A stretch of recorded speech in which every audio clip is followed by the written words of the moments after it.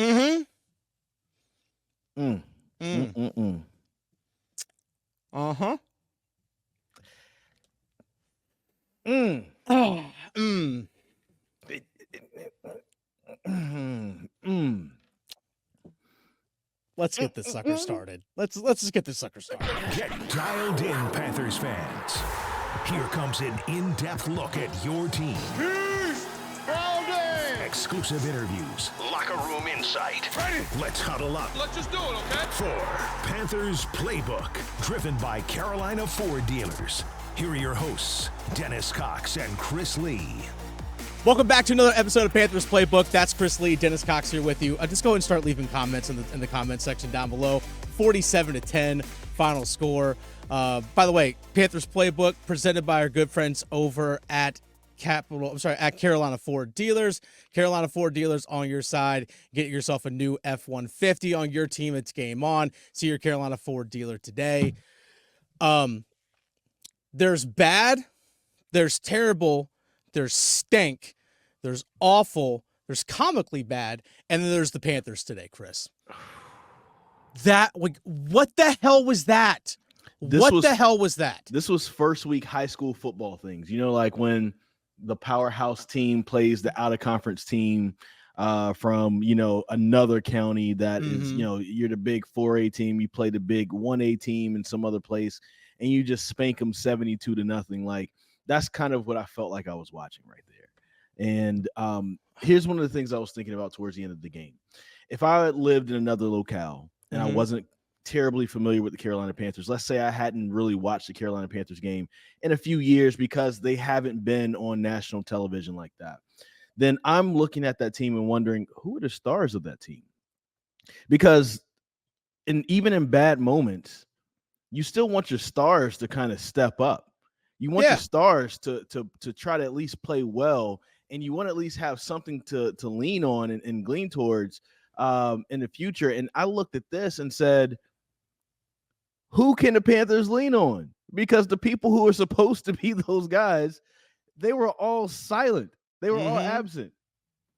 There's nothing positive to take from this. You would think a lot of people would say, hey, you know what? You think you could lean on your number one overall pick quarterback that you gave up so much for to draft last season. Did he look like anything to you? 13-30? First freaking pass of the game, you throw a pick? Bro. 13-30? Like, bro, listen, Bryce, you sucked today. There's a lot of, like, it's hard to put blame on Bryce Young for last year. Yeah. But this game looked like the continuation of the end of last season. Yes. And it's like, bro, at what point do you trust your ability? At what point do you start picking out corner blitzes and be able to change your protection? At what point do you start helping the operation, just kind of run smoothly? At what point do you start hitting receivers with your accuracy that we were sold on and not overthrowing them and throwing it to the other team? At what point do you start doing this? And like, you started off pretty well, all things considered, first 11 starts, 20 plus completions in each of those first 11 starts. But since then, bro, you as a player have been slipping. And now they put some pieces around you. Now, we can talk about the wide receivers. I don't think they really helped them out a lot.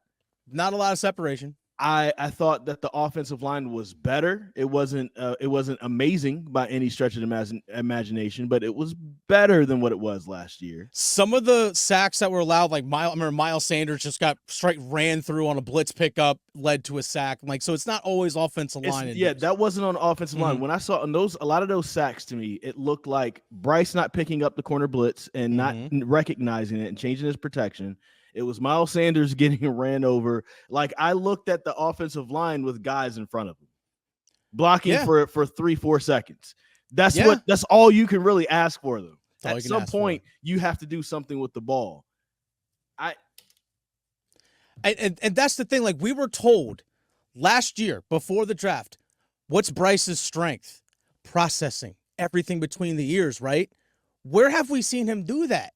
Like today, like you mentioned, corner blitzes, not shifting the protection. This is what you're supposed to be known for, like the savant. Like, that's great. You could break down tape and all that stuff. Can you process it in a real live action game? We have not seen that yet. And I thought I thought at least show us something incremental to be like, hey, you know what? If the Panthers lost today, that wouldn't have shocked anybody.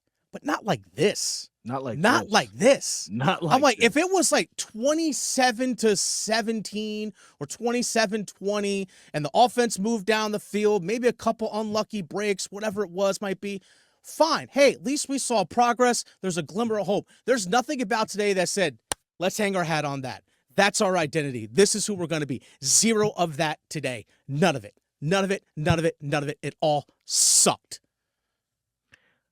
Here's another thing that I think is probably the most disappointing, though, even though we want to see Bryce take that next step. Mm-hmm. Last year, the Panthers had the fourth best defense in the NFL. In terms of yards allowed and stuff, yeah. It didn't look like it in certain points because, the offense, just like they did today, would give the other team the ball. And so the defense had to kind of defend against the short field sometimes. Today, they couldn't hold water. Nope. The everybody, and this is another part when I say, where are your stars going to be at? Like JC Horn, bro.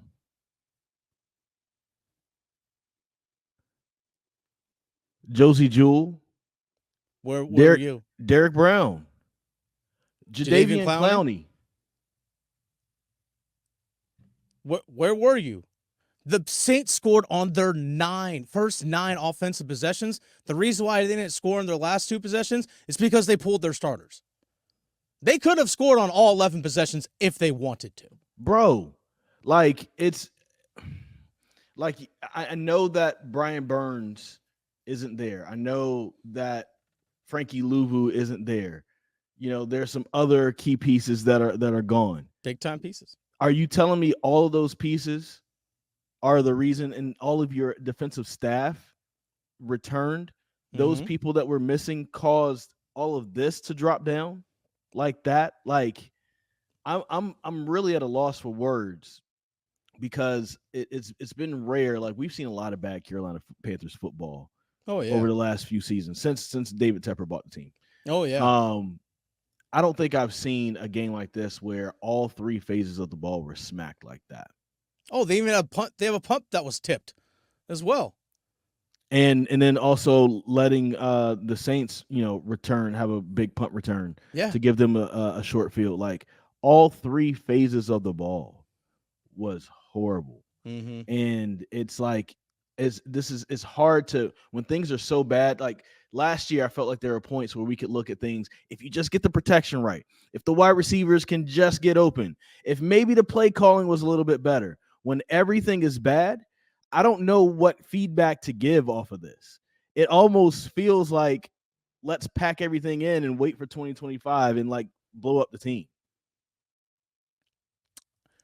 I'm not saying that's the solution, but that's kind of where my mind is leaning towards.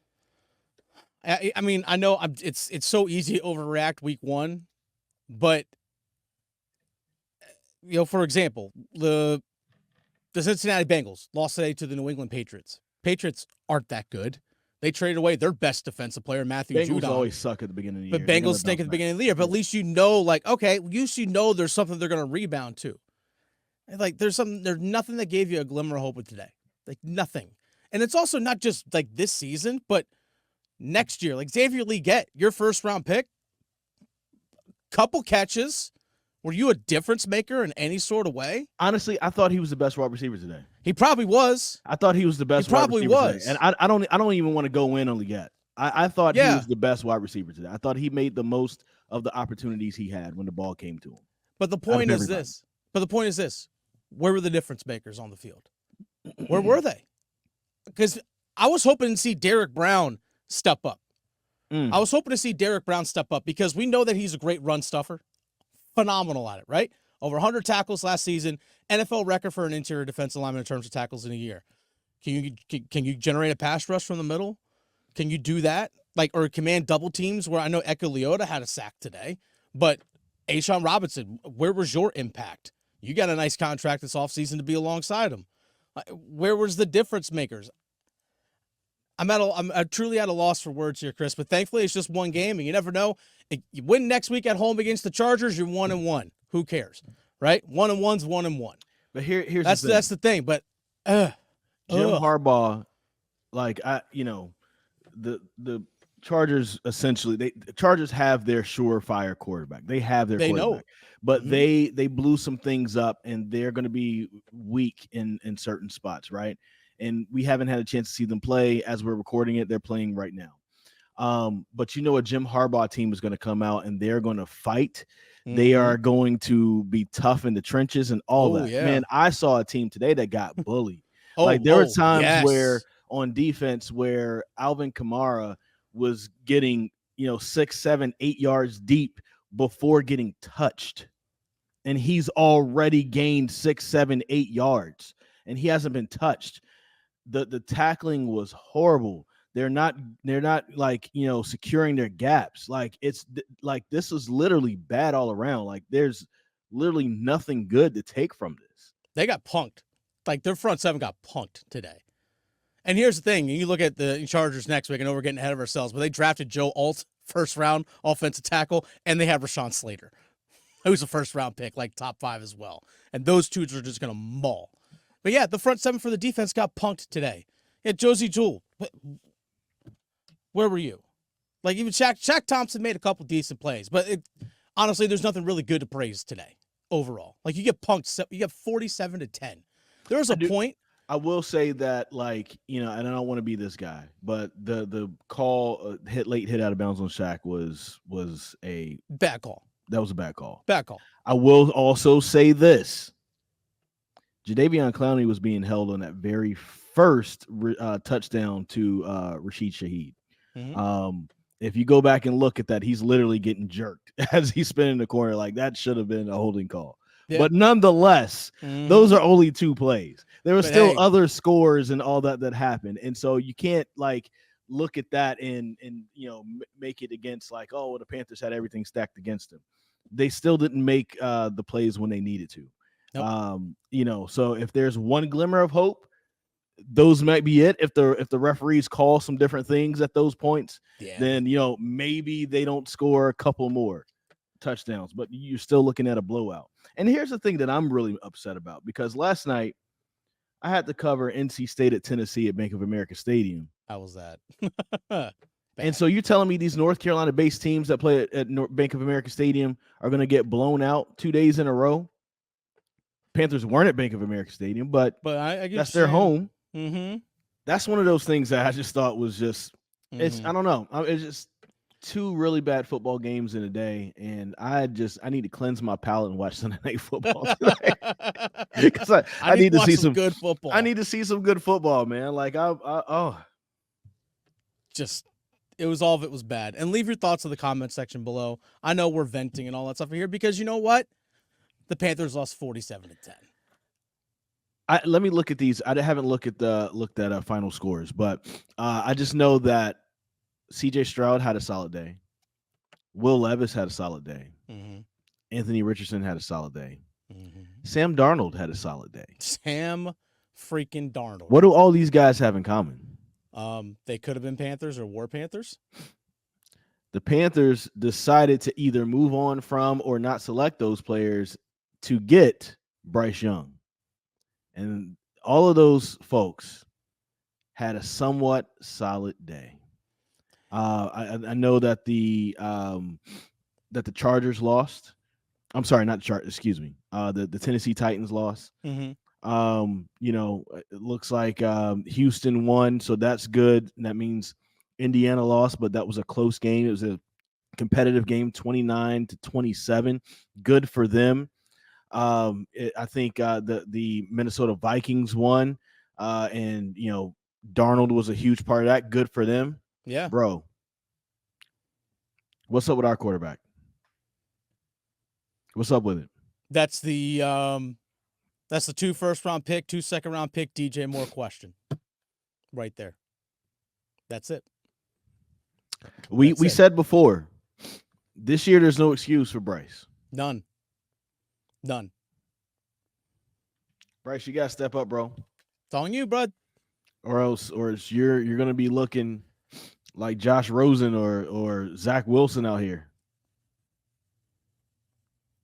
That's what it's going to be, man. Got to turn around real fast there, buddy. Got to turn around real fast. By the way, again, leave your thoughts in the comment section below. Panthers Playbook brought to you by Carolina Ford Dealers.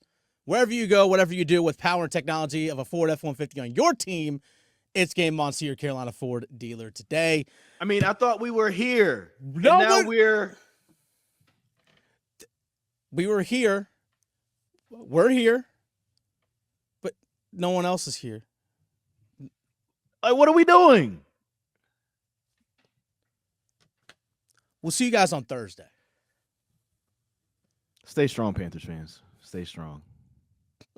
At least we have hockey season coming. Let's go.